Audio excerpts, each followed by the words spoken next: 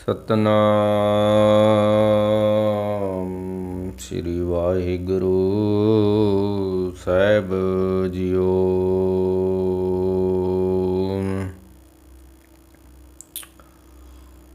ਜਾਂ ਪੱਕਾ ਤਾਂ ਕਟਿਆ, ਰਹੀ ਸੋ ਪੱਲਰ ਵਾੜ।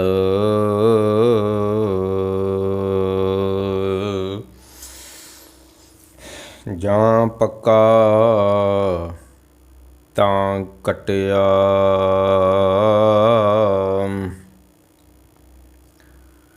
ਰਹੀ ਸੋ ਪੱਲਰ ਵਾੜ।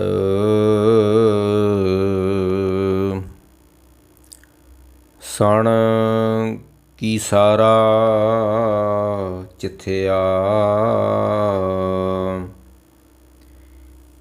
ਕਣ ਲਿਆ ਤਨ ਝਾੜ। ਦੋਏ ਪੁੜ ਚੱਕੀ ਜੋੜ ਕੇ, ਪੀਸਣ ਆਏ ਬਹਿਠ।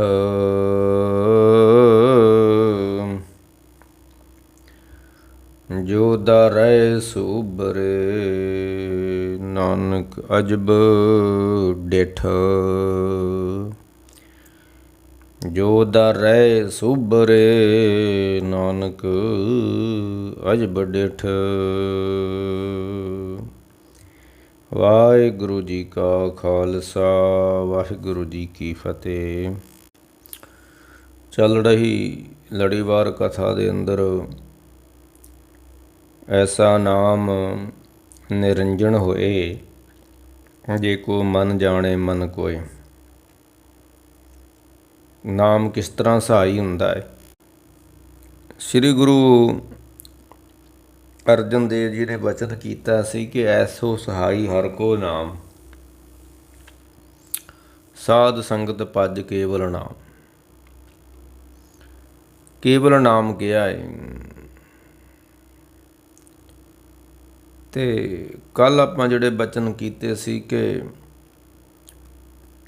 ਜੈਸੋ ਆਂਡੋ ਹਿਰਦੇ ਮਾਹੇ, ਕਿਸ ਤਰ੍ਹਾਂ ਕੂੰਜ ਸਿਮਰਨ ਕਰਦੀ ਆ, ਕਿਸ ਤਰ੍ਹਾਂ ਆਪਣੇ ਬੱਚਿਆਂ ਨੂੰ ਤੇ ਆਂਡਿਆਂ ਨੂੰ ਯਾਦ ਕਰਦੀ, ਤੇ ਉਸ ਦੀ ਯਾਦ ਦਾ ਸਦਕਾ ਹੀ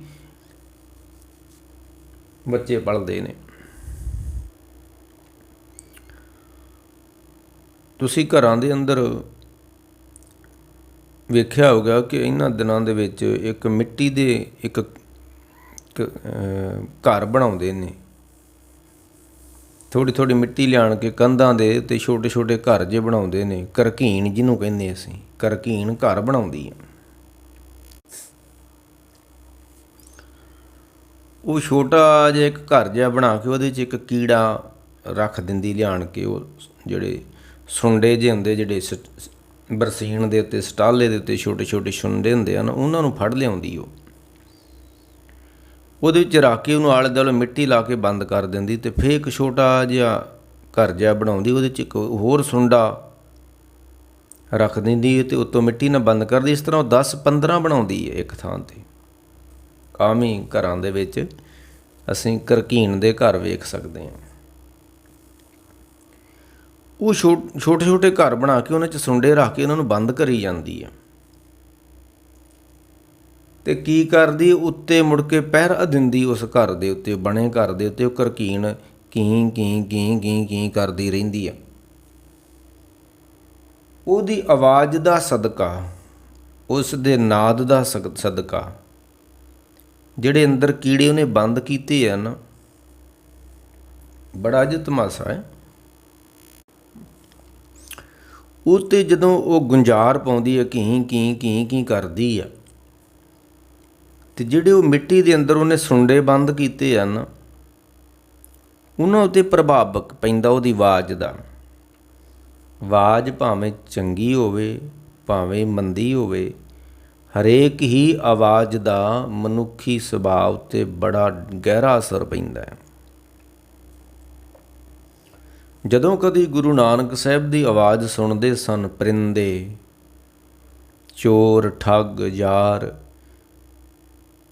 ਉਹ ਦਰਵ ਜਾਂਦੇ ਸਨ। ਉਸ ਆਵਾਜ਼ ਵਿੱਚ ਇੰਨੀ ਸ਼ਕਤੀ ਸੀ ਕਿ ਜਦੋਂ ਸੱਜਣ ਠੱਗ ਦੇ ਕੰਨਾਂ 'ਚ ਆਵਾਜ਼ ਪੈਂਦੀ ਆ, ਉਹ ਆਵਾਜ਼ ਤੋਂ ਬੜਾ ਪ੍ਰਭਾਵਿਤ ਹੁੰਦਾ ਹੈ। ਜੇ ਇੱਕ ਕੀੜੇ ਦੇ ਕੋਲ ਇਹ ਸ਼ਕਤੀ ਹੈ, ਆਪਣੀ ਆਵਾਜ਼ ਦੇ ਨਾਲ ਉਹ ਜਿਹੜਾ ਅੰਦਰ ਸੁੰਡਾ ਪਿਆ ਨਾ ਮਿੱਟੀ ਦੇ ਅੰਦਰ, ਜਿਹੜਾ ਉਹਨੇ ਬੰਦ ਕੀਤਾ ਹੈ, ਉਹਨੂੰ ਬਦਲ ਦਿੰਦੀ ਉਸਦੀ ਆਵਾਜ਼। ਉਹ ਸੁੰਡਾ ਸੁੰਡੇ ਨੂੰ ਕੀ ਹੁੰਦਾ ਹੈ, ਉਹ ਬਦਲਣਾ ਸ਼ੁਰੂ ਹੋ ਜਾਂਦਾ, ਉਹਦੇ ਘੀ ਘੀ ਘੀ ਘੀ ਜਦੋਂ ਬੋਲਦੀ ਹੈ ਨਾ ਉੱਤੇ ਮਿੱਟੀ ਦੇ। ਤੁਸੀਂ ਆਮ ਘਰਾਂ ਦੇ ਵਿੱਚ ਵੇਖਦੇ ਹੋ, ਪਿੰਡਾਂ ਦੇ ਅੰਦਰ, ਸ਼ਹਿਰਾਂ 'ਚ ਨਹੀਂ ਹੁੰਦਾ ਕੰਮ, ਬਹੁਤਾ ਪਿੰਡਾਂ 'ਚ ਹੁੰਦਾ ਹੈ, ਕਿਉਂਕਿ ਮਿੱਟੀ ਵੀ ਉਹਨੂੰ ਚਾਹੀਦੀ ਆ ਕਰਕੀਨ ਨੂੰ, ਅਤੇ ਸੁੰਡਾ ਵੀ ਚਾਹੀਦਾ। ਪਹਿਲਾਂ ਉਹਨੇ ਮਿੱਟੀ ਦਾ ਛੋਟਾ ਜਿਹਾ ਘਰ ਬਣਾਉਣਾ, ਫਿਰ ਉਹਦੇ ਵਿੱਚ ਸੁੰਡਾ ਰੱਖਣਾ ਉਸਨੇ। ਜਿਹੜਾ ਸਿਮਰਨ ਵਾ, ਜਿਹੜੀ ਮਨੁੱਖੀ ਯਾਦ ਵਾ, ਇਹ ਬੜੀ ਦੂਰ ਤੱਕ ਜਾਂਦੀ ਹੈ।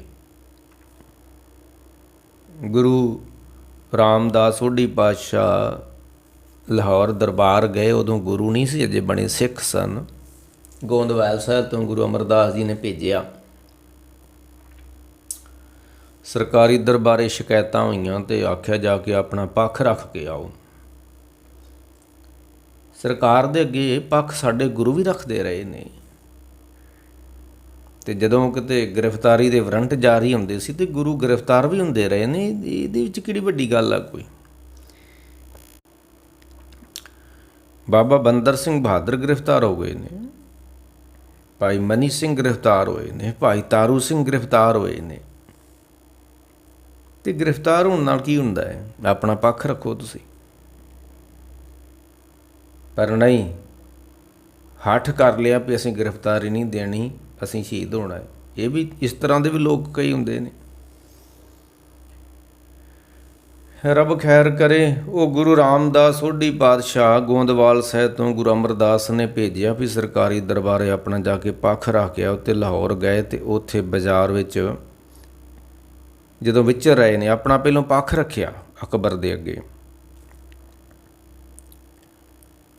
ਅਤੇ ਅਕਬਰ ਨੂੰ ਤਸੱਲੀ ਹੋ ਗਈ ਵੀ ਜਿਨ੍ਹਾਂ ਨੇ ਸ਼ਿਕਾਇਤਾਂ ਲਾਈਆਂ ਨੇ ਉਹ ਗਲਤ ਵਿਅਕਤੀ ਸਨ। ਉਹ ਈਰਖਾਵਸ ਹੋ ਕੇ ਸ਼ਿਕਾਇਤਾਂ ਲਾਈਆਂ ਉਹਨਾਂ ਨੇ। ਅਤੇ ਉਹ ਜਿਹੜਾ ਸ਼ਿਕਾਇਤਾਂ ਦਾ ਮੈਜਰਨਾਮਾ ਲਿਖ ਕੇ ਭੇਜਿਆ ਸੀ, ਅਤੇ ਗੁਰੂ ਰਾਮਦਾਸ ਸੋਢੀ ਪਾਤਸ਼ਾਹ ਲਿਖਦੇ ਨੇ ਬਾਣੀ 'ਚ, ਮੈਜਰ ਝੂਠਾ ਕੀਤੋ ਨੇ ਆਪ, ਪਾਪੀ ਕੋ ਲਾਗੋ ਸੰਤਾ। ਜਦੋਂ ਬਾਜ਼ਾਰ ਵਿੱਚ ਵਿਚਰ ਰਹੇ ਨੇ ਗੁਰੂ ਰਾਮਦਾਸ ਲਾਹੌਰ ਦਿਆਂ ਦੇ, ਉੱਥੇ ਅੰਬ ਵਿਕਣ ਰਹੇ ਨੇ। ਲਾਹੌਰੀ ਅੰਬ ਬੜੇ ਮਸ਼ਹੂਰ ਸਨ, ਮਿੱਠੇ ਬੜੇ ਸਨ। ਹੁਣ ਜਿਹੜੇ ਬੰਬੇ ਤੋਂ ਆਉਂਦੇ ਨੇ ਅੰਬ, ਉਹ ਖੱਟੇ ਅੰਬ ਨੇ। ਜਿਹੜਾ ਅਸਲੀ ਅੰਬ ਆ ਉਹ ਪੰਜਾਬ ਦਾ ਵਾ। ਜਿਸ ਤਰ੍ਹਾਂ ਅਸਲੀ ਜਿਹੜਾ ਸੇਬ ਆ ਉਹ ਕਸ਼ਮੀਰ ਦਾ ਵਾ। ਜੰਮੂ ਦੇ ਕੌੜੇ ਨੇ, ਛੋਟੇ ਨੇ। ਜਿਹੜਾ ਬਾਜ਼ਾਰਾਂ ਦੇ ਅੰਦਰ ਕਾਗਜੀ ਨਿੰਬੂ ਵਿਕਦਾ ਹੈ, ਪਤਲੇ ਜੀ ਛਿੱਲ ਵਾਲਾ, ਉਹ ਪੰਜਾਬ 'ਚ ਹੁੰਦਾ ਹੀ ਨਹੀਂ ਆ। ਇਹ ਡੱਗ ਜਿਹੇ ਹੋ ਜਾਂਦੇ ਨੇ ਮੋਟੇ ਮੋਟੇ, ਬੜੀ ਵਾਰੀ ਬੂਟੇ ਲਿਆਣ ਕੇ ਲਾਏ ਕਾਗਜੀ ਨਿੰਬੂਆਂ ਦੇ, ਬਸ ਉਹ ਡੱਗ ਜਿਹੇ ਹੋ ਜਾਂਦੇ ਮੋਟੇ ਜਿਹੇ, ਗਲਗਲਾਂ ਜਿਹੀਆਂ ਹੀ। ਧਰਤੀ 'ਚ ਤਸੀਰ ਨਹੀਂ ਹੈ। ਗੁਰੂ ਰਾਮਦਾਸ ਸੋਢੀ ਪਾਤਸ਼ਾਹ ਨੇ ਲਾਹੌਰ ਬਾਜ਼ਾਰ 'ਚੋਂ ਵਿਚਰਦਿਆਂ ਹੋਇਆਂ ਅੰਬ ਵਿਕ ਰਹੇ ਨੇ, ਅਤੇ ਇੱਕ ਅੰਬ ਖਰੀਦ ਲਿਆ ਵੀ ਗੁਰੂ ਅਮਰਦਾਸ ਵਾਸਤੇ ਖੜਦੇ ਹਾਂ। ਇਹਨੂੰ ਕਹਿੰਦੇ ਨੇ ਕੂੰਜ ਵਾਲਾ ਪਿਆਰ, ਕੂੰਜ ਵਾਲਾ ਸਿਮਰਨ। ਕੋਈ ਤੁਹਾਡੇ ਸਾਹਮਣੇ ਚੀਜ਼ ਆ ਜੇ ਅਤੇ ਉਸ ਚੀਜ਼ ਵਿੱਚ ਤੁਹਾਡਾ ਗੁਰੂ ਦਿਖੇ ਤੁਹਾਨੂੰ। ਇਹ ਮੈਂ ਆਪਣੇ ਗੁਰੂ ਸਾਹਿਬ ਵਾਸਤੇ ਲਿਖ ਕੇ ਜਾਣੀ ਹੈ। ਹਾਂਜੀ, ਜਿੱਦਾਂ ਕਸ਼ਮੀਰ ਦੀ ਸੰਗਤ ਸ਼ਹਿਦ ਲੈ ਕੇ ਆਈ ਜਦੋਂ, ਅਤੇ ਰਾਜ ਭਾਈ ਕਟਾਰੂ ਨੇ ਸ਼ਹਿਦ ਮੰਗਿਆ ਅਤੇ ਦਿੱਤਾ ਨਾ। ਅਤੇ ਜਦੋਂ ਸ਼੍ਰੀ ਅਕਾਲ ਤਖਤ ਸਾਹਿਬ 'ਤੇ ਲੈ ਕੇ ਆਏ ਅਤੇ ਵੇਖਿਆ ਸ਼ਹਿਦ ਵਿੱਚ ਕੀੜੇ ਚੱਲਣ ਦੇ। ਛੇਮ ਪਾਤਸ਼ਾਹ ਕਹਿੰਦੇ ਜਦੋਂ ਅਸੀਂ ਮੰਗਿਆ ਉਦੋਂ ਸਾਨੂੰ ਦਿੱਤਾ ਨਹੀਂ, ਹੁਣ ਅਸੀਂ ਕੀ ਕਰਨਾ ਹੈ। ਕਹਿੰਦਾ ਪਿਆਰ। ਗੁਰੂ ਰਾਮਦਾਸ ਨੇ ਅੰਬ ਖਰੀਦਿਆ ਵੀ ਮੈਂ ਗੋਂਦਵਾਲ ਸਾਹਿਬ ਜਾਊਂਗਾ ਅਤੇ ਉੱਥੇ ਲੈ ਕੇ ਜਾਊਂਗਾ ਅਤੇ ਗੁਰੂ ਅਮਰਦਾਸ ਨੂੰ ਚੂਪਣ ਵਾਸਤੇ ਦੇਵਾਂਗੇ। ਮਾਤਾ ਪ੍ਰੀਤ ਕਰੇ ਪੁੱਤ ਖਾਏ। ਲੈ ਕੇ ਬਾਜ਼ਾਰ 'ਚੋਂ ਤੇ ਗੁਰੂ ਰਾਮਦਾਸ ਸੋਢੀ ਪਾਤਸ਼ਾਹ ਜਦੋਂ ਤੁਰੇ ਨੇ ਤੇ ਸਫ਼ਰ ਗੋਂਦਵਾਲ ਦਾ 2 ਦਿਨ ਲੱਗ ਜਾਣੇ ਨੇ, 2 ਦਿਨ ਤੋਂ ਵੱਧ ਲੱਗ ਜਾਣੇ ਨੇ। ਅੰਬ ਪਹਿਲੋਂ ਹੀ ਬੜਾ ਬਰਸਿਆ ਸੀ, ਪੱਕਿਆ ਸੀ। ਉਹ 1 ਦਿਨ ਦੀ ਗਰਮੀ ਨਾਲ, 1 ਦਿਨ ਦੀ ਰਾਤ ਨਾਲ ਹੋਰ ਪੱਕ ਕੇ ਤੇ ਵਗ ਗਿਆ। ਉਹਦੀ ਉੱਪਰਲੀ ਛਿੱਲੜ ਜਿਹੜੀ ਸੀ ਉਹ ਫਟ ਗਈ, ਪਤਲੀ ਸੀ ਛਿੱਲੜ, ਉਹ ਵਗ ਗਿਆ। ਉਹ ਗੋਂਦਵਾਲ ਆ ਨਹੀਂ ਸਕਦਾ ਹੁਣ। ਤੇ ਭਾਈ ਜੇਠਾ ਜੀ ਗੁਰੂ ਰਾਮਦਾਸ ਸੋਢੀ ਪਾਤਸ਼ਾਹ ਨੇ ਫਿਰ ਉਹ ਗੁਰੂ ਅਮਰਦਾਸ ਦਾ ਧਿਆਨ ਧਰਦਿਆਂ ਹੋਇਆਂ ਉਹ ਅੰਬ ਚੂਪ ਲਿਆ। ਚੂਪਦਿਆਂ ਗੁਰੂ ਦੀ ਯਾਦ ਚੱਲਣ ਦੀ ਮਨ ਵਿੱਚ ਵੀ ਮਨਾ ਹੈ ਤੇ ਗੁਰੂ ਵਾਸਤੇ ਖਰੀਦਿਆ ਸੀ। ਇਹ ਤੇ ਗੁਰੂ ਅਮਰਦਾਸ ਨੂੰ ਸਮਰਪਿਤ ਹੋਣਾ ਸੀ ਅੰਬ, ਉਹਨਾਂ ਨੇ ਚੂਪਣਾ ਸੀ ਤੇ ਤੂੰ ਚੂਪ ਲਿਆ ਏ। ਗੁਰੂ ਨੂੰ ਯਾਦ ਕਰਦਿਆਂ ਹੋਇਆਂ ਜਦੋਂ ਅੰਬ ਚੂਪ ਲਿਆ, ਕੱਲੀ ਕੂੰਜ ਦੀ ਯਾਦ ਨਹੀਂ ਪਹੁੰਚਦੀ, ਬੰਦੇ ਦੀ ਯਾਦ ਵੀ ਪਹੁੰਚਦੀ ਆ। ਕੱਲਾ ਪਿਆਰ ਨਹੀਂ ਪਹੁੰਚਦਾ ਦੂਸਰੇ ਥਾਂ 'ਤੇ, ਨਫ਼ਰਤ ਵੀ ਪਹੁੰਚਦੀ ਆ। ਕੋਈ ਤੁਹਾਡੇ ਤੋਂ ਦੂਰ ਬੈਠਾ ਹੋਵੇ ਤੇ ਤੁਸੀਂ ਇੱਥੇ ਹੀ ਬੈਠੇ ਹੋ, ਆਪਣੇ ਮਨ ਵਿੱਚ ਨਫ਼ਰਤ ਪੈਦਾ ਕਰ ਲਓ ਉਸ ਵਿਅਕਤੀ ਵਾਸਤੇ, ਇਹ ਨਫ਼ਰਤ ਉਸ ਵਿਅਕਤੀ ਤੱਕ ਪਹੁੰਚ ਜਾਣੀ ਹੈ। ਇਹ ਕੁਦਰਤੀ ਹੈ। ਹਾਂਜੀ। ਅਤੇ ਜਦੋਂ ਤੁਸੀਂ ਕਿਸੇ ਨੂੰ ਪਿਆਰ ਦੇ ਨਾਲ ਯਾਦ ਕਰਨਾ, ਇਹ ਯਾਦ ਉਸ ਵਿਅਕਤੀ ਤੱਕ ਪਹੁੰਚਣੀ ਹੈ। ਅਤੇ ਅੰਬ ਚੂਪ ਲਿਆ ਗੁਰੂ ਰਾਮਦਾਸ ਸੋਢੀ ਪਾਤਸ਼ਾਹ ਜੀ ਨੇ। ਅਤੇ ਜਦੋਂ ਗੋਂਦਵਾਲ ਸਾਹਿਬ ਆਏ ਅਤੇ ਮੱਥਾ ਟੇਕਿਆ ਅਤੇ ਗੁਰੂ ਅਮਰਦਾਸ ਜੀ ਕਹਿਣ ਲੱਗੇ, ਅੰਬ ਬੜਾ ਮਿੱਠਾ ਸੀ ਭਾਈ, ਜਿਹੜਾ ਤੁਸੀਂ ਨੇ ਸਾਨੂੰ ਛਕਾਇਆ। ਕਹਿਣ ਲੱਗੇ ਮਹਾਰਾਜ ਉਹ ਤਾਂ ਮੈਂ ਹੀ ਛਕ ਲਿਆ ਸੀ ਰਾਹ ਵਿੱਚ। ਕਹਿੰਦੇ ਤੂੰ ਜਦੋਂ ਛਕਣ ਦਿਆਂ ਸਾਂ ਉਦੋਂ ਕਿਹਦੇ ਧਿਆਨ 'ਚ ਜੁੜਿਆ ਹੋਇਆ ਸਾਂ? ਸਾਡੇ ਧਿਆਨ 'ਚ ਜੁੜਿਆ ਹੋਇਆ ਸਾਂ ਅਤੇ ਉਹ ਸਾਡੇ ਤੱਕ ਪਹੁੰਚ ਗਿਆ ਤੇਰਾ ਅੰਬ। ਇਹਨੂੰ ਕਹਿੰਦੇ ਨੇ ਯਾਦ ਸਿਮਰਨ। ਜੇ ਇੱਕ ਕੂੰਜ ਦਾ ਦਾਣਾ 1000 ਮੀਲ 'ਤੇ ਪਹੁੰਚ ਸਕਦਾ ਹੈ ਬੱਚੇ ਵਾਸਤੇ ਕੂੰਜ ਦੇ, ਕਿਉਂਕਿ ਉਹਦੀ ਯਾਦ ਵਿੱਚ ਇੰਨੀ ਜੁੜੀ ਹੋਈ ਆ, ਆਪਣੇ ਬੱਚੇ ਦੀ ਯਾਦ ਵਿੱਚ। ਇਸ ਤਰ੍ਹਾਂ ਭਗਤ ਨਾਮਦੇਵ ਜੀ ਨੇ ਕਿਹਾ ਕਿ 5 ਕੋਸ ਪਰ ਗਊ ਚਰਾਵਣ, ਚੁਗ ਰਹੀ ਆ, ਪਰ ਉਹ ਘਾਹ ਚੁਗ ਰਹੀ ਆ ਅਤੇ ਜਿਹੜਾ ਉਹਦਾ ਬੱਚਾ ਘਰ ਬੱਧਾ ਹੋਇਆ ਉਹਦੇ ਨਾਲ ਉਹਦੀ ਯਾਦ ਜੁੜੀ ਹੋਈ ਆ। ਗਊ ਚਰਾਵਣ ਛਾਡੀ ਅਲੇ 5 ਕੋਸ ਪਰ ਗਊ ਚਰਾਵਤ, ਚੀਤ ਬਸ਼ਰਾ ਰਾਖੀ ਅਲੇ, ਮਨ ਰਾਮ ਨਾਮਾ ਬੇਦੀ ਅਲੇ। ਇਸ ਤਰ੍ਹਾਂ ਚਿੱਤ ਨੂੰ ਵਿੰਨੋ। ਜਿੱਦਾਂ ਬਾਲਕ ਪਾਲਣ ਪੌਂਡੀ ਅਲੇ, ਅੰਦਰ ਬਾਹਰ ਕਾਜ ਬਰੂਦੀ, ਚੀਸੋ ਬਾਰਕ ਰਾਖੀ ਅਲੇ। ਜਿਸ ਤਰ੍ਹਾਂ ਇੱਕ ਪੰਘੂੜੇ 'ਚ ਪਿਆ ਆ ਬੱਚਾ, ਮਾਂ ਵਿਹੜੇ 'ਚ ਤੁਰੀ ਫਿਰਦੀ, ਅੰਦਰ ਬਾਹਰ ਕੰਮ ਕਰਦੀ, ਮਾੜੀ ਜੀ ਕੋਈ ਖੜਕ ਹੁੰਦੀ ਅਤੇ ਉਸੇ ਵੇਲੇ ਸਾਵਧਾਨ ਹੋ ਜਾਂਦੀ। ਉਹ ਬੱਚਾ ਹਿੱਲਿਆ ਮੇਰਾ ਪੰਘੂੜੇ 'ਚ। ਇਸ ਤਰ੍ਹਾਂ ਯਾਦ, ਇਸ ਤਰ੍ਹਾਂ ਚੇਤੇ ਵਿੱਚ ਹੋਵੇ। ਇੱਕ ਉਹ ਮੈਂ ਗੱਲ ਕਹਿਣੀ ਸੀ, ਉਹ ਕਹਿ ਹੀ ਨਹੀਂ ਸਕਿਆ। ਉਹ ਜਿਹੜੇ ਸਾਡੇ ਘਰਾਂ ਵਿੱਚ ਛੋਟੇ ਛੋਟੇ ਮਿੱਟੀ ਦੇ ਘਰ ਜਿਹੇ ਬਣਾਏ ਹੁੰਦੇ ਨੇ, ਕਰਕੀਨ ਨੇ, ਉਹ ਗੱਲ ਮੈਂ ਕਰ ਰਿਹਾ ਸੀ। ਗੱਲ ਹੋਰ ਤੁਰਦੀ ਹੋਰ ਹੀ ਪਾਸੇ ਤੁਰ ਗਈ। ਸਾਖੀ ਸੁਣਾਉਂਦੇ ਹੁੰਦੇ, ਗੱਲ ਮੈਂ ਫੇਰ ਕਰਦਾ ਏ ਕਿ ਕੋਈ ਕਾਜੀ ਅਤੇ ਬਾਣੀਆਂ ਬਾਜ਼ਾਰ 'ਚ ਤੁਰੇ ਜਾਣ ਅਤੇ ਬਾਣੀਆਂ ਕਹਿੰਦਾ ਵੀ ਤੁਹਾਨੂੰ ਨਮਾਜ਼ ਦੀ ਆਵਾਜ਼ ਕਿਵੇਂ ਸੁਣ ਜਾਂਦੀ ਜਦੋਂ ਕੋਈ ਦੂਰ ਮਨਾਰੇ 'ਤੇ ਚੜ੍ਹ ਕੇ ਆਵਾਜ਼ ਦਿੰਦਾ ਏ, ਤੁਹਾਨੂੰ ਕਿਵੇਂ ਸੁਣ ਜਾਂਦੀ ਆ? ਸਾਨੂੰ ਤਾਂ ਕਦੀ ਸੁਣੀ ਨਹੀਂ। ਉਹ ਅਸੀਂ ਵੀ ਇੱਥੇ ਬਾਜ਼ਾਰ 'ਚ ਫਿਰਦੇ ਹਾਂ। ਕਹਿੰਦੇ ਬਾਜ਼ਾਰ ਤੁਰਦਿਆਂ ਕਾਜੀ ਨੇ ਕੀ ਕੀਤਾ ਕਿ ਇੱਕ ਪੈਸਾ ਤੁਰਦਿਆਂ ਉਹ ਬਾਣੀਏ ਦੇ ਪਿਛਲੇ ਪਾਸੇ ਸੁੱਟਤਾ ਸੜਕ ਦੇ ਉੱਤੇ, ਤੇ ਮਾੜਾ ਜਿਹਾ ਖੜਾਕ ਹੋਇਆ ਮੋਹਰ ਦਾ। ਉਹਨੇ ਉਸ ਵੇਲੇ ਆਪਣੇ ਜੇਬ ਵਿੱਚ ਹੱਥ ਮਾਰਿਆ ਅਤੇ ਪਿਛਾਂਹ ਨੂੰ ਵੇਖਿਆ ਵੀ ਪੈਸਾ ਖੜ ਗਿਆ। ਹੁਣ ਬਾਣੀਏ ਦੀ ਸੁਰਤ ਪੈਸੇ ਵਿੱਚ ਵਾ। ਅਤੇ ਉਹ ਮੌਲਵੀ ਕਹਿਣ ਲੱਗਾ ਬਸ ਇਸੇ ਤਰ੍ਹਾਂ ਹੀ ਸਾਡੀ ਸੁਰਤ ਵੀ ਉੱਥੇ ਲੱਗੀ ਹੁੰਦੀ ਵੀ ਟਾਈਮ ਹੋਣ ਵਾਲਾ ਅਤੇ ਕਦੋਂ ਆਵਾਜ਼ ਆਉਂਦੀ ਉੱਧਰ ਨੂੰ ਧਿਆਨ ਲੱਗਾ ਹੁੰਦਾ ਸਾਡਾ।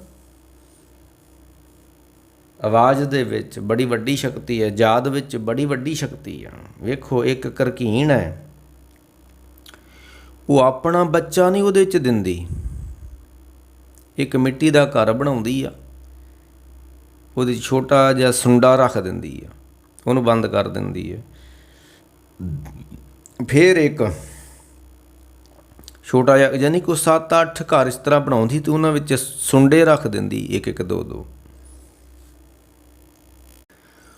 ਉਹ ਜਦੋਂ ਮਿੱਟੀ 'ਚ ਉਹਨਾਂ ਨੂੰ ਨੱਪ ਦਿੰਦੀ ਸਾਰਿਆਂ ਨੂੰ ਹੀ, ਅਤੇ ਉੱਤੇ ਬੈਠ ਕੇ ਘੀਂ ਘੀਂ ਕਰਦੀ ਰਹਿੰਦੀ, ਆਵਾਜ਼ ਦਿੰਦੀ ਉਹਨਾਂ ਨੂੰ, ਉਹ ਜਿਹੜੇ ਸੁੰਡੇ ਵਿੱਚ ਬੈਠੇ ਹੁੰਦੇ ਨੇ ਮਿੱਟੀ ਦੇ। ਅਤੇ ਇੰਨੀ ਇਕਾਗਰਤਾ ਦੇ ਨਾਲ ਉਹ ਆਵਾਜ਼ ਦਿੰਦੀ ਆ, ਅਤੇ ਉਹ ਜਿਹੜੇ ਅੰਦਰ ਸੁੰਡੇ ਨੇ ਉਹ ਬਦਲਣੇ ਸ਼ੁਰੂ ਹੋ ਜਾਂਦੇ ਨੇ, ਉਹ ਸੁੰਡਿਆਂ ਤੋਂ ਕਰਕੀਣ ਬਣਨੇ ਸ਼ੁਰੂ ਹੋ ਜਾਂਦੇ ਨੇ, ਕਿਉਂਕਿ ਆਵਾਜ਼ ਕਰਕੀਣ ਉੱਪਰ ਦੇ ਰਹੀ ਹੈ ਨਾ। ਉਹ ਬੜਾ ਲੰਮਾ ਸਮਾਂ ਘੀਂ ਘੀਂ ਕਰਦੀ ਰਹਿੰਦੀ ਹੈ, ਅਤੇ ਉਹ ਸੁੰਡੇ ਜਿਹੜੇ ਸੀ ਉਹ ਆਪਣੇ ਸਰੀਰ ਨੂੰ ਬਦਲ ਕੇ ਅਤੇ ਉਸੇ ਰੂਪ ਵਿੱਚ ਜਿੱਦਾਂ ਦੀ ਕਰਕੀਣ ਉੱਥੇ ਬੋਲ ਰਹੀ ਹੈ ਉਸ ਤਰ੍ਹਾਂ ਦਾ ਸਰੀਰ ਉਹਨਾਂ ਦਾ ਬਣ ਜਾਂਦਾ। ਵੇਖੋ ਕੁਦਰਤ ਦਾ ਕੈਸਾ ਅਸੂਲ ਹੈ। ਉਸ ਕਰਕੀਣ ਨੇ ਉਹ ਘਰ ਦੇ ਵਿੱਚ ਸੁੰਡੇ ਰੱਖੇ ਸੀ, ਪਰ ਸੁੰਡਿਆਂ ਤੋਂ ਕਰਕੀਣ ਬਣ ਕੇ ਬਾਹਰ ਨਿਕਲਦੇ ਆ। ਉਹ ਕਿਉਂ? ਉੱਤੇ ਬੈਠ ਕੇ ਉਹਨਾਂ ਨੂੰ ਕੀਂ ਕੀਂ ਕੀਂ ਕੀਂ ਤੁਸੀਂ ਦੇਖੋ ਕਿੱਦਾਂ ਕਰ ਰਹੀ ਹੁੰਦੀ ਹੈ, ਬੜੀ ਸਾਵਧਾਨਤਾ ਨਾਲ ਇਕਾਗਰਤਾ ਦੇ ਨਾਲ ਉਹ ਕਰ ਰਹੀ ਹੁੰਦੀ ਆ। ਉਹਨੂੰ ਕਹਿੰਦੇ ਨੇ ਭ੍ਰਿੰਗੀ ਗੁਰੂ। ਜਿਹੜੇ ਗੁਰੂਆਂ ਦੀ ਲਿਸਟ ਵਾ ਨਾ, ਚੰਦਨ ਗੁਰੂ, ਪਾਰਸ ਗੁਰੂ, ਸੱਚਾ ਗੁਰੂ, ਝੂਠਾ ਗੁਰੂ, ਭ੍ਰਿੰਗੀ ਗੁਰੂ। ਉਹ ਭ੍ਰਿੰਗੀ ਆ, ਬਦਲ ਦਿੰਦਾ ਹੈ। ਕੀੜੇ ਨੂੰ ਬਦਲ ਦਿੰਦਾ ਹੈ।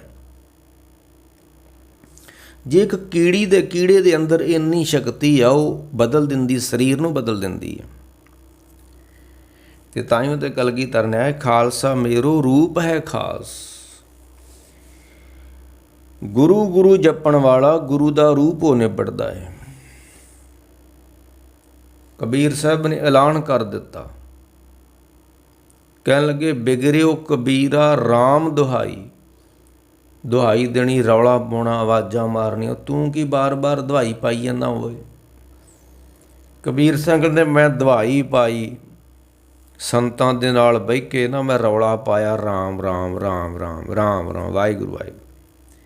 ਚਲੋ ਅਸੀਂ ਰਾਮ ਰਾਮ ਨਹੀਂ ਪਾ ਸਕਦੇ, ਰੌਲਾ ਅਸੀਂ ਵਾਹਿਗੁਰੂ ਵਾਹਿਗੁਰੂ ਤਾਂ ਪਾ ਹੀ ਸਕਦੇ ਹਾਂ। ਬਿਗੜਿਓ ਕਬੀਰਾ ਰਾਮ ਦੁਹਾਈ, ਮੈਂ ਵਿਗੜ ਚੁੱਕਾ ਹੈ, ਤੁਹਾਨੂੰ ਕਿਸ ਨੇ ਵਿਗਾੜਿਆ। ਸੰਤਨ ਸੰਗ ਕਬੀਰਾ ਬਿਗੜਿਓ, ਮੈਨੂੰ ਸੰਤਾਂ ਨੇ ਵਿਗਾੜ ਦਿੱਤਾ। ਹਾਲਾਂਕਿ ਸੰਤ ਜੀਵਨ ਸਵਾਰਦੇ ਨੇ, ਵਿਗਾੜਦੇ ਨਹੀਂ ਹੈ। ਕਬੀਰ ਸਾਹਿਬ ਕਹਿੰਦੇ ਲੋਕੀ ਮੈਨੂੰ ਵਿਗੜਿਆ ਹੋਇਆ ਸਮਝਦੇ ਨੇ ਵੀ ਕੰਮ ਧੰਦਾ ਨਹੀਂ ਕਰਦਾ, ਰਾਮ ਰਾਮ ਜਪੀ ਜਾਂਦਾ, ਸੰਤਾਂ 'ਚ ਬੈਠਾ ਰਹਿੰਦਾ, ਇਹ ਵਿਗੜ ਚੁੱਕਾ ਹੈ। ਜਦੋਂ ਲੋਕਾਂ ਨੇ ਕਿਹਾ ਕਬੀਰਾ ਵਿਗੜ ਚੁੱਕਾ ਹੈ, ਤੇ ਕਬੀਰ ਨੇ ਆਖਿਆ ਵਾਕਿਆ ਤੁਸੀਂ ਸੱਚ ਹੀ ਕਹਿੰਦੇ ਹੋ, ਮੈਂ ਵਿਗੜ ਚੁੱਕਾ ਹੈ। ਲੋਕਾਂ ਨੇ ਆਖਿਆ ਇਹ ਬੇਪਤ ਹੋ ਗਿਆ ਹੈ, ਹਮ ਅਪੱਤੇ ਆਪਣੀ ਪਤ ਖੋਈ। ਕਹਿਣ ਲੱਗੇ ਇਹਨੂੰ ਕੋਈ ਸ਼ਰਮ ਜਾਂ ਨਹੀਂ, ਇੱਜ਼ਤ ਨਹੀਂ ਕੋਈ ਇਹਦੀ। ਕਬੀਰ ਸਾਹਿਬ ਕਹਿੰਦੇ ਇਸ ਤਰ੍ਹਾਂ ਹੀ ਸਮਝ ਲਓ ਤੁਸੀਂ, ਹਮ ਅਪੱਤੇ ਆਪਣੀ ਪਤ ਖੋਈ, ਹਮਾਰੇ ਖੋਜ ਪਰੋ ਮਤ ਕੋਈ। ਸਾਡੇ ਰਾਹ 'ਤੇ ਨਾ ਕੋਈ ਚੱਲਿਓ ਜੇ, ਇੱਥੇ ਵਿਗੜ ਜਾਂਦੇ ਨੇ ਬੜੇ ਬੜੇ ਵੱਡੇ। ਬਾਬਾ ਵੀਰ ਸਿੰਘ ਦੇ ਕੋਲ ਇੱਕ ਮਾਈ ਆਈ, ਔਰੰਗਾਬਾਦ ਵਾਲੇ ਮਹਾਂਪੁਰਖ ਬਾਬਾ ਵੀਰ ਸਿੰਘ। ਮੱਥਾ ਟੇਕਿਆ ਅਤੇ ਕਹਿਣ ਲੱਗੀ ਤੁਸੀਂ ਧੰਨ ਹੋ, ਧੰਨ ਤੁਹਾਡੀ ਮਾਈ ਜਿਹਨੇ ਤੁਹਾਨੂੰ ਜਨਮ ਦਿੱਤਾ। ਅਤੇ ਮਹਾਂਪੁਰਖਾਂ ਨੇ ਸੁਭਾਵਿਕ ਬਚਨ ਕਿਹਾ ਬੀਬਾ ਜਦੋਂ ਕਿਸੇ ਦੇ ਘਰ ਅੱਗ ਲੱਗਦੀ ਹੈ ਤੇ ਬਸੰਤਰ ਦੇਵਤਾ ਦਿਖਦਾ ਵੀ ਬਸੰਤਰ ਦੇਵਤਾ ਪ੍ਰਸੰਨ ਹੋਇਆ, ਘਰ ਵਿੱਚ ਆਇਆ ਵਾ, ਲਾਈਟਾਂ ਕੱਢਣ ਦਿਆ ਵਾ। ਇਹ ਜਦੋਂ ਬਗਾਨੇ ਘਰ ਵਿੱਚ ਅੱਗ ਲੱਗਦੀ ਹੈ ਤਾਂ ਫਿਰ ਇਸ ਤਰ੍ਹਾਂ ਮਹਿਸੂਸ ਕਰੀਦਾ ਹੈ ਕਿ ਬਸੰਤਰ ਦੇਵਤੇ ਹੋਣੀ ਬੜੇ ਪ੍ਰਸੰਨ ਹੋਏ ਨੇ, ਘਰ ਵਿੱਚ ਆਏ ਹੋਏ ਨੇ। ਜਦੋਂ ਬਗਾਨੇ ਘਰ ਨੂੰ ਅੱਗ ਲੱਗੇ ਤੇ ਜਦੋਂ ਆਪਣੇ ਘਰ ਨੂੰ ਅੱਗ ਲੱਗੇ ਫਿਰ ਪਤਾ ਲੱਗਦਾ ਇਹ ਕੋਈ ਦੇਵਤਾ ਨਹੀਂ ਸੀ ਬਸੰਤਰ। ਇਹ ਤਾਂ ਬੜੀ ਮਾੜੀ ਚੀਜ਼, ਇਹਨੇ ਘਰ ਜਲਾ ਦਿੱਤਾ, ਘਰ ਸਾੜ ਦਿੱਤਾ, ਦੇਵਤਾ ਥੋੜ੍ਹਾ ਵਾਂ ਕੋਈ ਇਹ ਤਾਂ। ਇਹ ਜਦੋਂ ਆਪਣੇ ਘਰ ਨੂੰ ਅੱਗ ਲੱਗਦੀ ਫੇਰ ਮਹਿਸੂਸ ਹੁੰਦਾ ਹੈ। ਜਦੋਂ ਉਹਨੇ ਕਿਹਾ ਤੁਸੀਂ ਧੰਨ ਹੋ, ਤੁਹਾਡੀ ਮਾਹੀ ਧੰਨ ਹੈ, ਅਤੇ ਮਹਾਂਪੁਰਖਾਂ ਨੇ ਇੱਦਾਂ ਬਚਨ ਕਹਿ ਦਿੱਤਾ, ਸਮਾਂ ਪਾ ਕੇ ਉਸ ਮਾਈ ਦਾ ਪੁੱਤਰ ਸਾਧੂ ਬਣ ਗਿਆ। ਵੱਡੀ ਨੌਕਰੀ ਕਰਦਾ ਸੀ ਅੰਗਰੇਜ਼ੀ ਰਾਜ ਵੇਲੇ, ਥਾਣੇਦਾਰ ਸੀ ਉਸ ਵੇਲੇ ਦਾ ਥਾਣੇਦਾਰ, ਅੱਜ ਦੇ SSP ਤੋਂ ਵੱਧ ਪਾਵਰ ਰੱਖਦਾ। ਉਹਦਾ ਪੁੱਤ ਉਹ ਜਸਵੰਤ ਸਿੰਘ ਉਹਦਾ ਨਾਂ ਸੀ, ਅਤੇ ਉਹ ਨੌਕਰੀ ਛੱਡ ਕੇ ਬਾਬਾ ਵੀਰ ਸਿੰਘ ਦੇ ਕੋਲ ਆ ਗਿਆ। ਅਤੇ ਬਿਗੜਿਓ ਕਬੀਰਾ ਸੰਤਨ ਸੰਗ ਕਬੀਰਾ ਬਿਗੜਿਓ। ਜਿੱਥੇ ਆਪ ਮਹਾਂਪੁਰਖ ਵਿਗੜੇ ਹੁੰਦੇ ਨੇ, ਦੂਜਿਆਂ ਨੂੰ ਵਿਗਾੜ ਦਿੰਦੇ ਨੇ। ਅਤੇ ਸਾਧੂਆਂ ਦੀ ਸੰਗਤ ਕਰਕੇ ਬਾਬਾ ਉਹ ਥਾਣੇਦਾਰ ਜਸਵੰਤ ਸਿੰਘ ਸਾਧੂ ਬਣ ਗਿਆ। ਅਤੇ ਜਦੋਂ ਮਾਈ ਦੁਬਾਰਾ ਆਈ ਉਹਦੀ, ਜਿਹੜੀ ਪਹਿਲੋਂ ਕਹਿੰਦੀ ਤੁਸੀਂ ਧੰਨ ਹੋ, ਸਾਧੂ ਬਣੇ ਹੋ, ਤੁਹਾਡੀ ਮਾਂ ਧੰਨ, ਅਤੇ ਬਾਬਾ ਵੀਰ ਸਿੰਘ ਦੇ ਅੱਗੇ ਆਣ ਕੇ ਰੋਈ, ਪਿੱਟੀ, ਕਹਿਣ ਲੱਗੀ ਮੇਰੇ ਪੁੱਤ ਦਾ ਘਰ ਤੁਹਾਂ ਜਾੜ ਦਿੱਤਾ ਹੈ, ਮੇਰੇ ਪੁੱਤ ਦੀ ਤੁਹਾਂ ਨੌਕਰੀ ਛਡਾ ਦਿੱਤੀ ਹੈ। ਸਾਧੂ ਇਹ ਕੁਛ ਕਰਦੇ ਨੇ। ਅਤੇ ਬੜੀ ਪਿੱਟੀ ਮਾਈ ਉਹ, ਮੇਰੇ ਪੁੱਤ ਦੀ ਨੌਕਰੀ ਜਾਂਦੀ ਰਹੀ, ਮੇਰੇ ਪੁੱਤ ਦਾ ਘਰ ਉਜੜ ਗਿਆ। ਕਹਿਣ ਲੱਗਾ ਬੀਬਾ, ਮਹਾਂਪੁਰਖ ਕਹਿਣ ਲੱਗੇ ਮੈਂ ਤੁਹਾਨੂੰ ਪਹਿਲੋਂ ਕਿਹਾ ਸੀ ਕਿ ਜਿੱਦਣ ਮੈਂ ਸਾਧੂ ਬਣਿਆ ਮੇਰੀ ਮਾਂ ਵੀ ਰੋਂਦੀ ਫਿਰਦੀ ਸੀ ਵੀ ਤੇਰਾ ਘਰ ਉਜੜ ਗਿਆ। ਅੱਜ ਤੇਰੇ ਪੁੱਤ ਦਾ ਉਜੜਿਆ ਨਾ, ਹੁਣ ਲੱਗਾ ਨਾ ਪਤਾ ਵੀ ਬਸੰਤਰ ਦੇਵਤਾ ਨਹੀਂ, ਅੱਗ ਹੁੰਦੀ ਹੈ। ਤਾਂ ਤੂੰ ਲੋਕਾਂ ਦੇ ਸਾਧੂ ਬਣੇ ਪੁੱਤਰਾਂ ਨੂੰ ਮੱਥੇ ਟੇਕਦੀ, ਅੱਜ ਤੇਰਾ ਪੁੱਤ ਸਾਧੂ ਬਣ ਗਿਆ ਅਤੇ ਟੇਕ ਮੱਥਾ ਉਹਨੂੰ ਹੁਣ, ਕਿਉਂਕਿ ਹੁਣ ਆਪਣਾ ਘਰ ਉਜੜਦਾ ਦਿਖਦਾ ਹੈ ਨਾ। ਸਾਧੂ ਲੋਕਾਂ ਦੇ ਪੁੱਤ ਬਣਨ, ਹਾਂਜੀ, ਅਤੇ ਸਾਡੇ ਪੁੱਤ ਸਰਮਾਏਦਾਰ ਬਣਨ।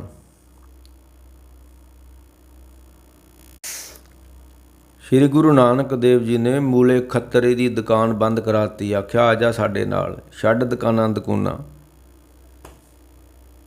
ਸ਼੍ਰੀ ਲਹਿਣਾ ਜੀ ਨੂੰ ਆਖਿਆ ਦੁਕਾਨ ਬੰਦ ਕਰਕੇ ਸਾਡੇ ਕੋਲ ਆ ਜਾ। ਅਤੇ ਜਦੋਂ ਯਾਦ ਜੁੜ ਗਈ, ਜੈਸੋ ਆਂਡੋ ਹਿਰਦੇ ਮਾਹੇ ਕੂੰਜ ਵਰਗਾ ਸਿਮਰ ਬਣ ਜੇ ਨਾ ਜਦੋਂ, ਫਿਰ ਇੱਕ ਹੋਰ ਗੱਲ ਸਿਆਣੇ ਕਹਿੰਦੇ ਹੁੰਦੇ ਆ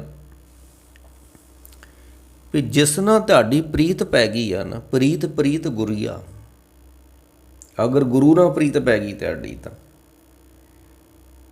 ਅਮਲੀ ਅਮਲ ਨਾ ਅੰਬੜੇ। ਅਗਰ ਤੁਹਾਡੀ ਪ੍ਰੀਤ ਅਮਲ ਨਾ ਪੈ ਗਈ ਆ, ਕਿਤੇ ਵੀ ਪੈ ਗਈ ਆ, ਰੂਪ ਨਾ ਪੈ ਗਈ ਆ, ਪੈਸੇ ਨਾ ਪੈ ਗਈ ਆ, ਸਾਧੂ ਨਾ ਪੈ ਗਈ ਆ, ਗੁਰੂ ਨਾ ਪੈ ਗਈ ਆ, ਰੱਬ ਨਾ ਪੈ ਗਈ, ਜਿੱਥੇ ਵੀ ਪੈ ਗਈ ਹੈ,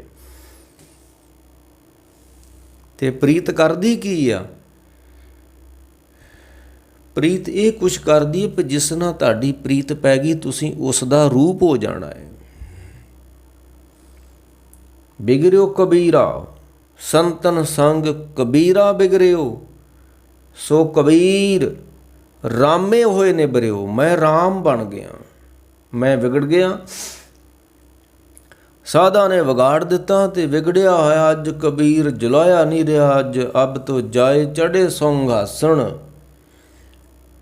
ਮਿਲੇ ਹੈ ਸਾਰੰਗ ਪਾਣੀ ਰਾਮ ਕਬੀਰਾ। ਏਕ ਭਏ ਹੈ ਕੋਈ ਨਾ ਸਕੇ ਪਛਾਣੀ, ਕੌਣ ਰਾਮ ਕੌਣ ਕਬੀਰ ਇੱਕ ਹੋਏ ਪਏ। ਇਹ ਵਿਗੜਿਓ ਕਬੀਰਾ ਰਾਮ ਦੁਹਾਈ, ਇਹਨੂੰ ਕਹਿੰਦੇ ਨੇ ਸਿਮਰਨ। ਇਹਨੂੰ ਕਹਿੰਦੇ ਨੇ ਐਸਾ ਨਾਮ ਨਿਰੰਜਨ ਹੋਏ ਜੇ ਕੋ ਮਨ ਜਾਣੇ ਮਨ ਕੋਈ। ਗੱਲ ਉੱਥੇ ਆ ਗਈ ਵੀ ਕਿਸੇ ਨਾਲ ਵੀ ਤੁਹਾਡੀ ਪ੍ਰੀਤ ਪੈ ਗਈ ਆ, ਅੰਬਲੀ ਨਾਲ ਪੈ ਗਈ ਆ, ਤੁਸੀਂ ਅੰਬਲੀ ਦਾ ਰੂਪ ਹੋ ਜਾਓਗੇ। ਬਸ ਮਾਇਆ ਨਾਲ ਪ੍ਰੀਤ ਪੈ ਗਈ ਆ, ਮਾਇਆ ਦਾ ਰੂਪ ਹੀ ਹੋ ਜਾਊਗੀ। ਗੁਰੂ ਨਾਲ ਪ੍ਰੀਤ ਪੈ ਗਈ ਆ ਤੇ ਖਾਲਸੋ ਮੇਰੋ ਰੂਪ ਹੈ ਖਾਸ, ਖਾਲਸੇ ਮੈਂ ਹੂੰ ਕਰੋ ਨਿਵਾਸ। ਗੁਰੂ ਸਿੱਖ, ਗੁਰੂ ਸਿੱਖ, ਸਿੱਖ ਗੁਰੂ ਹੈ, ਏਕੋ ਗੁਰ ਉਪਦੇਸ਼ ਚਲਾਏ। ਜਦੋਂ ਗੁਰੂ ਨਾਨਕ ਦੀ ਬਖਸ਼ਿਸ਼ ਹੁੰਦੀ ਸਿੱਖ ਦੇ ਉੱਤੇ, ਤੇ ਗੁਰੂ ਨਾਨਕ ਸਾਹਿਬ ਨੂੰ ਸਾਰੇ ਅਧਿਕਾਰ ਦੇ ਦਿੰਦੇ ਸਨ ਵੀ ਤੂੰ ਹੁਣ ਮੰਜੀ 'ਤੇ ਬਹਿਣਾ ਵਾ, ਤੂੰ ਆਇਆਂ ਨੂੰ ਦੀਖਿਆ ਦੇਣੀ ਆ, ਮੰਤਰ ਦੇਣਾ ਵਾ, ਜੋ ਮੈਂ ਕਰਦਾ ਨਾ, ਇਹ ਬਾਣੀ 'ਚ ਲਿਖਿਆ। ਗੁਰੂ ਸਿੱਖ, ਸਿੱਖ ਗੁਰੂ ਹੈ। ਇਹ ਸੈਂਤ 444 ਅੰਗ ਦੇ ਆਸਾ ਰਾਗ ਦੇ ਅੰਦਰ ਆ। ਗੁਰੂ ਸਿੱਖ, ਸਿੱਖ ਗੁਰੂ ਹੈ, ਏਕੋ ਗੁਰ ਉਪਦੇਸ਼ ਚਲਾਏ।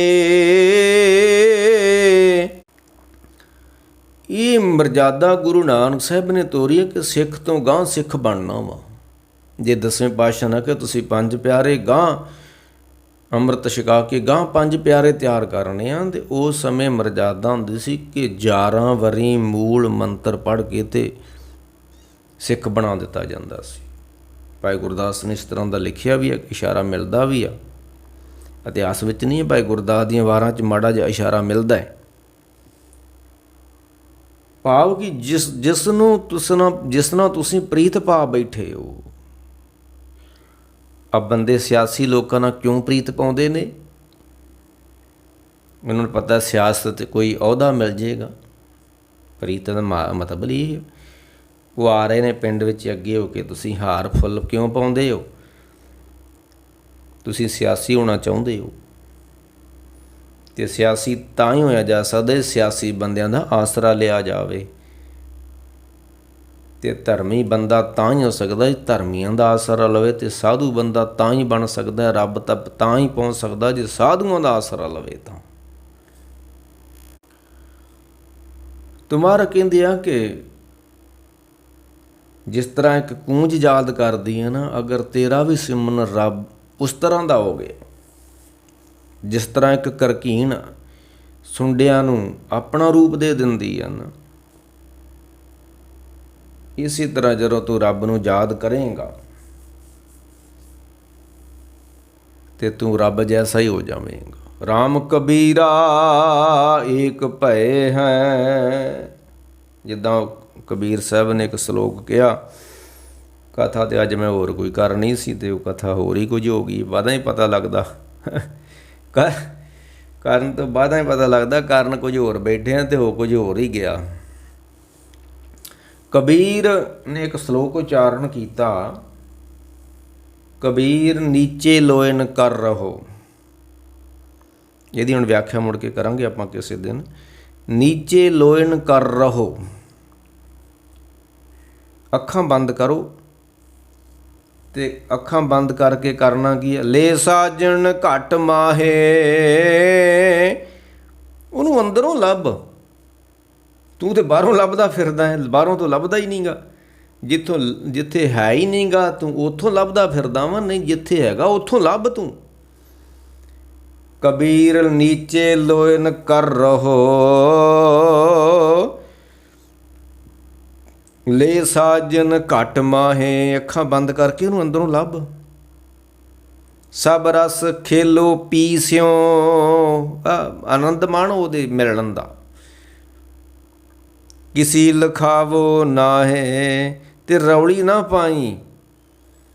ਇਹ ਜਿਹੜਾ ਅੱਖਾਂ ਬੰਦ ਕਰਕੇ ਅੰਦਰੋਂ ਰਸ ਪੀਂਦਾ ਹੈ, ਅੰਦਰੋਂ ਕੋਈ ਉਹਦਾ ਝਲਕ ਤੱਕਦਾ, ਤੇ ਇਹਦੀ ਰੌਲੀ ਨਾ ਪਾਈ ਹੁਣ ਦੁਨੀਆ 'ਤੇ। ਇਹ ਕਿਉਂ ਨਾ ਪਾਈ? ਇਹਦਾ ਕੋਈ ਵਪਾਰੀ ਹੈ ਨਹੀਂ ਇਸ ਕੰਮ ਦਾ, ਤੇ ਤੇਰਾ ਐਵੇਂ ਮਖੌਲ ਡਾਉਣਗੇ। ਜਿਸ ਤਰ੍ਹਾਂ ਕੋਈ ਮਹਾਂਪੁਰਖ ਸੀ ਤੇ ਉਹਨਾਂ ਨੇ ਅੱਖਾਂ ਬੰਦ ਕਰਕੇ ਸਮਾਧੀ ਲਾਉਣੀ, ਤੇ ਚੇਲਿਆਂ ਨੇ ਪੁੱਛਣਾ, ਬਾਬਾ ਜੀ ਕੀ ਕਰਦੇ ਹੋ ਅੱਖਾਂ ਬੰਦ ਕਰਕੇ ਤੁਸੀਂ? ਕਹਿੰਦੇ ਅਸੀਂ ਆਪਣੇ ਦੇਸ਼ ਜਾਂਦੇ ਹਾਂ। ਕਹਿੰਦੇ ਬੈਠੇ ਤੇ ਤੁਸੀਂ ਇੱਥੇ ਹੀ ਹੁੰਦੇ ਹੋ। ਕਹਿੰਦੇ ਸਰੀਰ ਇੱਥੇ ਬੈਠਾ ਹੁੰਦਾ, ਸੁਰਤ ਸਾਡੀ ਆਪਣੇ ਦੇਸ਼ ਗਈ ਹੁੰਦੀ ਹੈ। ਪ੍ਰੀਤਮ ਕੇ ਦੇਸ ਕੈਸੇ ਬਾਤਨ ਸੇ ਜਾਈਏ, ਗਾਏ ਸੁਣੇ ਆਖੇ ਮੀਚੇ ਪਾਈਏ ਨਾ ਪਰਮ ਪਦ, ਗੁਰ ਉਪਦੇਸ਼ ਜੋ ਲੈ ਗਏ ਨਾ ਕਮਾਈਏ। ਹਾਂਜੀ, ਕਬੀਰ ਨੀਚੇ ਲੋਇਨ ਕਰ ਰਹੋ ਲੈ ਘਾਟਨ ਲੈ ਸਾਜਨ ਘਟ ਮਾਹੇ ਸਭ ਰਸ ਖੇਲੋ ਪੀ ਸਿਉ। ਉਹਦੇ ਆਨੰਦ ਦਾ ਮਿਲਾਪ, ਉਹਦੇ ਮਿਲਾਪ ਦਾ ਆਨੰਦ ਮਾਣੋ, ਪਰ ਕਿਸੀ ਲਿਖਾਵੋ ਨਾਹੇ, ਇਹ ਦੱਸਿਓ ਨਾ ਕਿਸੇ ਨੂੰ। ਹੁਣ ਜੀ ਖੁਦਾ ਕੇ ਭੇਦ ਨਾ ਕਿਸੇ ਦੇ ਨੇ। ਪਰ ਅਗਲੀ ਤੁਕ ਜਿਹੜੀ ਹੈ ਨਾ ਕਬੀਰ ਸਾਹਿਬ ਦੀ, 8 ਜਾਮ 64 ਕਰੀ। 8 ਜਾਮ 8 ਪੈਰ ਨੇ 64 ਘੜੀਆਂ। 8 ਜਾਮ 64 ਕਰੀ ਨਿਰਖਤ ਰਹਿਓ ਜੀਓ। ਕਬੀਰ ਸਾਹਿਬ ਕਹਿੰਦੇ ਮੈਂ ਪਹਿਲੋਂ ਅੱਖਾਂ ਬੰਦ ਕਰਕੇ ਉਹਨੂੰ ਤੱਕਦਾ ਸੀ ਤੇ ਦਿਖਦਾ ਸੀ, ਝਲਕ ਮਾੜੀ ਮਾੜੀ ਪੈਂਦੀ ਸੀ। ਤੇ ਹੁਣ ਨੀਚੇ ਲੋਣ ਕਿਉਂ ਰਹੋ ਕਰੋ। ਕਹਿੰਦੇ ਹੁਣ ਮੈਂ ਨੀਚੇ ਲੋਣ ਕਿਉਂ ਕਰਾਂ, ਪਹਿਲੋਂ ਤਾਂ ਕਰਨਾ ਹੀ ਪੈਂਦਾ ਵਾ। ਪਹਿਲੋਂ ਤਾਂ ਪਰਹੇਜ਼ ਅੱਤ ਦਾ ਕਰਨਾ ਹੀ ਪੈਂਦਾ, ਤੇ ਜਦੋਂ ਕੁਛ ਪ੍ਰਾਪਤੀ ਹੋ ਜਾਂਦੀ ਹੁਣ ਕਿਸੇ ਪਰਹੇਜ਼ ਦੀ ਲੋੜ ਕੋਈ ਨਹੀਂ ਆ। ਸਾਚ ਨਾਮ ਮੇਰਾ ਮਨ ਲਾਗਾ ਲੋਗਣ ਸਿਓ ਮੇਰਾ ਠਾਠਾ ਬਾਗਾ। ਬਾਹਰ ਬਾਹਰ ਕੁਛ ਹੋਰ ਅੰਦਰ ਕੁਛ ਹੋਰ ਵਰਤ ਰਿਹਾ, ਅੰਦਰ ਕੂੰਜ ਵਾਲੀ ਅਵਸਥਾ ਵਾ। 8 ਜਾਂ 64 ਘਰੀ ਤੋ ਨਿਰਖਤ ਰਹੇ ਜੀਓ ਨੀਚੇ ਲੋਨ ਕਿਉਂ ਕਰੋ। ਬਸ ਇਹਦੇ ਵਿੱਚ ਕਈ ਲੋਕ ਕਹਿੰਦੇ ਨੇ ਗੁਰਬਾਣੀ ਵਿੱਚ ਨਾ ਵਿਰੋਧੀ ਸ਼ਬਦ ਲਿਖੇ ਨੇ। ਨਹੀਂ ਨਹੀਂ, ਵਿਰੋਧੀ ਨਹੀਂ ਆ, ਉਹ 2 ਅਵਸਥਾ ਦਾ ਜ਼ਿਕਰ ਵਾ। ਪਹਿਲੋਂ ਅਵਸਥਾ ਕੁਝ ਹੋਰ ਹੁੰਦੀ ਆ, ਮੁੜ ਕੇ ਅਵਸਥਾ ਬਦਲ ਜਾਂਦੀ ਆ। ਕਬੀਰ ਰੋੜਾ ਰੋਏ ਹੋਏ ਰੋ ਬਾਟਕਾ, ਤੇ ਅੱਗੇ ਕਹਿੰਦੇ ਰੋੜਾ ਹੋਇਆ ਕੀ ਹੋਣਾ ਹੈ, ਰੋੜਾ ਹੋਇਆ ਕੁਛ ਨਹੀਂ ਹੋਣਾ। ਕਬੀਰ ਰੋੜਾ ਹੋਇਆ ਤਾਂ ਕਿਆ ਪਿਆ, पंदी को दुख दे हर जन ऐसा चाहिए जो धरनी में खे खे हुई तो क्या पिया। ये अवस्था बदलदियां जांदियां ना। जोड़ लागे अंग हर जन जैसा चाहिए जैसा हर ही होए। जो पानी सरबंग कबीर पानी होया पाया तो क्या पिया। सीरा ताता हो ठंडा भी हो जाता, तत्ता भी हो जाता वो तो। हाँ ये बदलद्या होया ऐ हर जन ऐसा चाहिए जैसा हर ही होए। कबीर साहब कहते नीचे लोन कर रहो ले साजन कट माओ माहे सब रस खेलो पी स्यों किसी लिखाओ नाए। 8 जाम 64 करी तो निरखत रहे जियो नीचे लोन क्यों करो। आपे उपर कहता नीचे लोन करके रखियो जी, थले कहते क्यों करने भाई, लोड़ ही नहीं है करन दी। नीचे लोन क्यों करो सब घट देखो पीओ। वो तो हुण सारिਆਂ 'ਚ दिखण दिया, जिन्हों मैं अंदरों लभ लिया वो तो सारिਆਂ 'ਚ हैगा वा, पर जिन्हें अंदरों लभ लिया ना वो बाहरों लभ सकदा उसनूं। गल ते है ना, असीं बाहरों लभदे आ, बाहरों लभना नहीं है। जिन्हें अंदरों लभ लिया उन्होंने बाहरों भी लभ जाना। तो निरखत रह जियो नीचे लोन क्यों करो सब खट देखो पियो। सुन सखी पी में जियो बसे जी में बसे के पियो जियो पियो बूझे नहीं घट में पियो के जियो। कबीर सिंह कहते जदों मैं विगड़ गया ना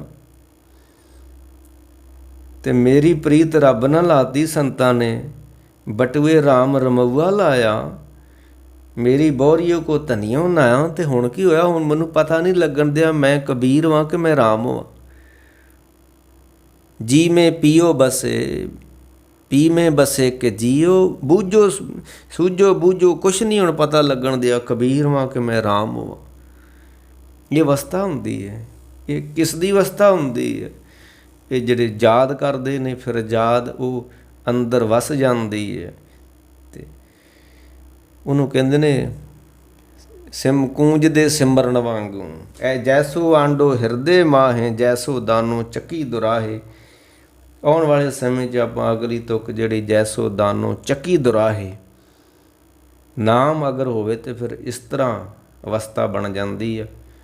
ਸਹਿਬ ਕਿਰਪਾ ਕਰਨ। ਧੰਨ ਗੁਰੂ ਨਾਨਕ ਦੇਵ ਸੱਚੇ ਪਾਤਸ਼ਾਹ ਰਹਿਮਤਾਂ ਵਰਤਾਉਣ। ਵਾਹਿਗੁਰੂ ਜੀ ਕਾ ਖਾਲਸਾ, ਵਾਹਿਗੁਰੂ ਜੀ ਕੀ ਫਤਿਹ।